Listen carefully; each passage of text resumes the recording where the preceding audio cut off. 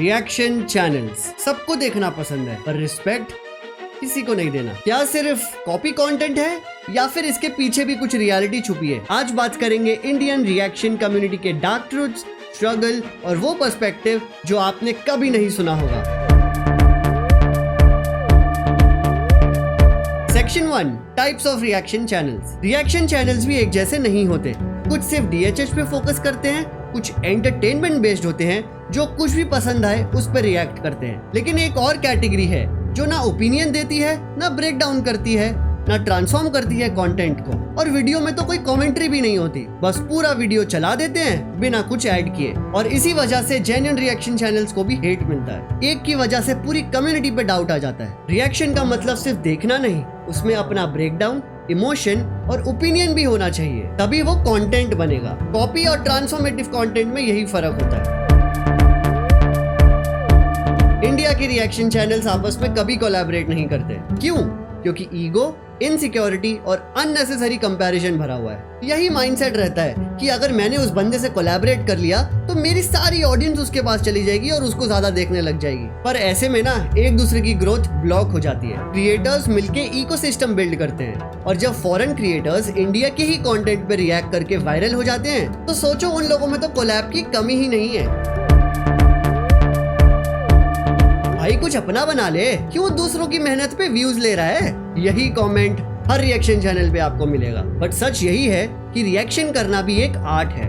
Pause करना, opinion देना, context समझाना, वीडियो ब्रेकडाउन या रैप का बार समझाना एक्सेट्रा। अरे भाई कितना वीडियो पॉज करता है यार, कितना रोक रोक के वीडियो देखता है तू? अगर हम अपना ओपिनियन नहीं देंगे और तुझे सिर्फ ओरिजिनल वीडियो देखनी है, फिर ओरिजिनल क्रिएटर के चैनल पे जाओ ना, क्यों कॉमेंट्री चैनल पे आते हो? अगर यहाँ किसी रिएक्टर को वीडियो पॉज करना पड़ रहा है सीन समझाने के लिए या बात करने के लिए, तो डेफिनेटली वो वीडियो पॉज करेगा। और सबसे बड़ी आयरनी ये है, कुछ ऑडियंस हेट करती है, पर ओरिजिनल क्रिएटर्स जैसे rappers, big creators, production houses shout out देते हैं, रिक्वेस्ट भेजते हैं रिएक्शन चैनल्स को। तन्मय भट्ट भी फुल टाइम मीम्स रिएक्शन करता है, थगेश का भी रिएक्शन चैनल है, और फुकरा इंसान का भी। और ना जाने ऐसे कितने बड़े क्रिएटर्स हैं जो रिएक्शन करते हैं, और उनको तो कोई हेट देगा नहीं ना। कुछ फॉरेन क्रिएटर्स तो सिर्फ इंडियन कंटेंट पर रिएक्ट करते करते मिलियन से पहुंच गए हैं, और जब वो लाइव जाते हैं वो सुपर चैट से और ज्यादा कमा लेते हैं। हम इंडियंस ही इंडियंस को रिस्पेक्ट नहीं देते, तो बाहर वालों से क्या ही एक्सपेक्ट करना। इन लोगों को अगर कहीं गोरी चमड़ी दिख जाए, मैं अपनी बात नहीं कर रहा हूँ, फॉरेनर की बात कर रहा हूँ, तो ये लोग तो पागल ही हो जाते हैं। रिएक्शन चैनल्स को हाइप मिलता है, व्यूज मिलते हैं, लेकिन पैसा जीरो या बहुत कम। कॉपीराइट क्लेम आ गया तो रेवेन्यू चला गया। म्यूजिक लेबल्स और फिल्म स्टूडियोज डिस्प्यूट एक्सेप्ट भी नहीं करते, इवन जब कंटेंट 100% ट्रांसफॉर्म्ड हो। मेरे हिसाब से रेवेन्यू स्प्लिट होना चाहिए अगर जेन्युइनली किसी क्रिएटर ने ट्रांसफॉर्मेटिव कंटेंट बनाया हो। फॉर एग्जांपल 3 मिनट का रैप सॉन्ग, उस क्रिएटर ने 10 मिनट की वीडियो बनाई है विद प्रॉपर ब्रेकडाउन, अपनी कमेंट्री और जेन्युइन रिएक्शन। क्या ये फेयर नहीं है कि रेवेन्यू स्प्लिट हो, बट इंस्टेड पूरा रेवेन्यू रिजेक्ट हो जाता है? पर इसका मतलब ये भी नहीं है कि आप जबरदस्ती वीडियो को लंबा कर रहे हो फॉर मोनेटाइजेशन। ट्रांसफॉर्मेशन भी होना चाहिए वीडियो में। रिएक्शन क्रिएटर्स का रियल पैसा आता है लाइव स्ट्रीम से, super chat, membership. Regular live करोगे तो डिसेंट इनकम पॉसिबल है, but not everyone can do that. Her topic पे लाइव स्ट्रीम कवर करना इम्पॉसिबल है, क्योंकि कभी कभी लाइव स्ट्रीम ब्लॉक भी हो जाती है या तो कॉपीराइट स्ट्राइक लगने का डर है। And another income can be paid reaction videos. Yes guys, trust me, अगर आपका काम अच्छा लगे तो ब्रांड्स, रैपर्स, म्यूजिक इंडस्ट्री और बहुत सारे बड़े बड़े फिल्म प्रोडक्शन आपके पास आएंगे for paid reaction videos. By the way, मेरा खुद का एक रिएक्शन चैनल है in the name of wannabe star kid. मुझे भी हेट आया, पर प्यार उससे ज्यादा मिला। मैं किसी का नाम नहीं लेता, लेकिन हाँ, कई बार क्रिएटर्स खुद डीएम करते हैं, भाई मेरी वीडियो पे रिएक्शन जरूर करना। बड़े प्रोडक्शन हाउसेस का भी कभी कभी ऑफिशियल रिक्वेस्ट आता है ईमेल पे फॉर द रिएक्शन वीडियो। अब मैं फिल्म्स का नाम तो नहीं लूंगा, लेकिन हाँ, वो फिल्म्स ने 1000-2000 करोड़ कमाए हुए हैं। रिएक्शन चैनल्स अलग अलग कंटेंट पे रिएक्ट करते हैं, इस वजह से उनके ऑडियंस बेस भी मिक्स्ड होता है। फॉर एग्जाम्पल, एक रैपर को एक साइड की ऑडियंस नहीं जानती, पर दूसरी साइड की ऑडियंस जानती है, पर एक रिएक्शन करने के बाद उस रैपर को दूसरी साइड की ऑडियंस भी जानने लगती है। तो रिएक्शन चैनल से व्यूज छीनते नहीं है, बल्कि ऑडियंस शेयर होती है। It's a win win situation for everybody. मैं ये नहीं कह रहा कि कंपनियों को पूरा 100% पैसे दे देना चाहिए, at least revenue sharing should be there.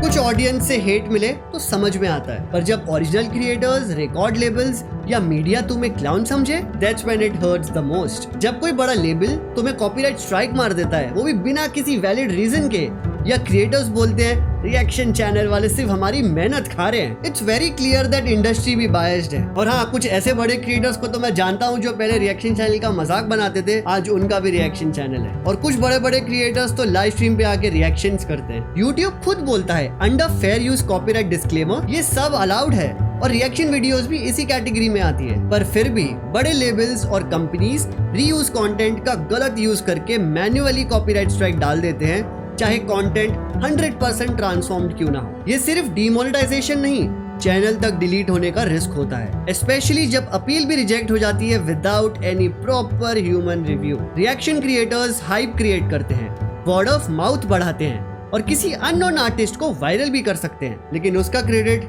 कभी नहीं मिलता। जैसे मीम्स ने पॉप कल्चर बदला, वैसे ही रिएक्शन वीडियोस ने यूट्यूब का गेम चेंज किया। पसंद करो या ना करो, डिसरिस्पेक्ट मत किया करो।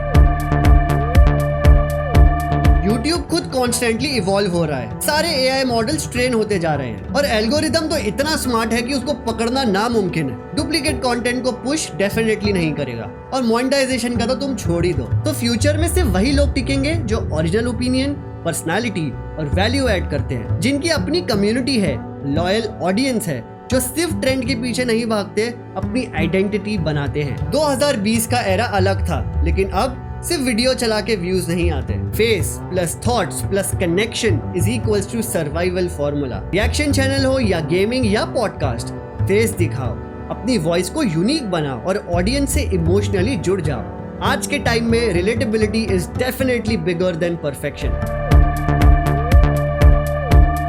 रिएक्शन चैनल सिर्फ कॉपी कंटेंट नहीं होते, वो एक ब्रिज होते हैं between the audience and the original creator. क्या इसमें फ्लॉज हैं? डेफिनेटली, पर किस चीज में नहीं है मुझे ये बता दो। अगर खुद ओरिजिनल क्रिएटर्स खुश है रिएक्शन चैनल से, तो ऑडियंस को तो कोई दिक्कत होनी ही नहीं चाहिए। Let's stop looking down and start looking at the value being created. And most importantly, अगर आपको भी रिएक्शन चैनल स्टार्ट करना है और ये सोच रहे हो कि अरे इतना इजी काम है, व्यूज तो मिल ही जाएंगे, तो एक चीज समझ लो, पैसा मिलना मुश्किल है। Don't chase the money. अगर लॉन्ग टर्म करियर बनाना है तो रिएक्शन चैनल के साथ एक ओरिजिनल सेकेंडरी चैनल भी बनाओ, जिसमें सिर्फ तुम्हारा कंटेंट हो, बिना किसी कॉपीराइट क्लेम के। रिएक्शन चैनल तुम्हें रेलेवेंट रखेंगे और ओरिजिनल चैनल तुम्हें पैसा कमा के देगा।